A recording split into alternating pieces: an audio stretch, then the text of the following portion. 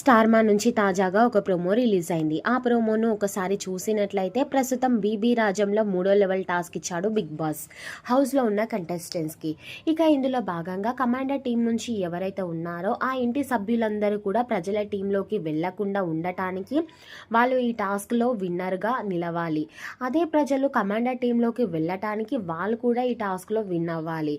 అయితే వీళ్ళిద్దరిలో ఎవరు విన్నర్ అవుతారనేది ఇప్పుడు చూద్దామంటూ బిగ్ బాస్ నిలబెట్టు పడగొట్టు గెలుపొందు అనే టాస్క్ని పెట్టారు. ఈ టాస్క్లో భాగంగా ఒక్కొక్క టీం నుంచి, అంటే కమాండర్ టీమ్స్ నుంచి ఇద్దరు, ప్రజల టీం నుంచి ఇద్దరు పోటీ చేయాలి. ఇక కమాండర్ టీం నుంచి నిఖిల్, డెమన్ పవన్ పోటీ చేయగా ప్రజల టీం నుంచి భరణి అలాగే గౌరవ్ పోటీ చేశాడు.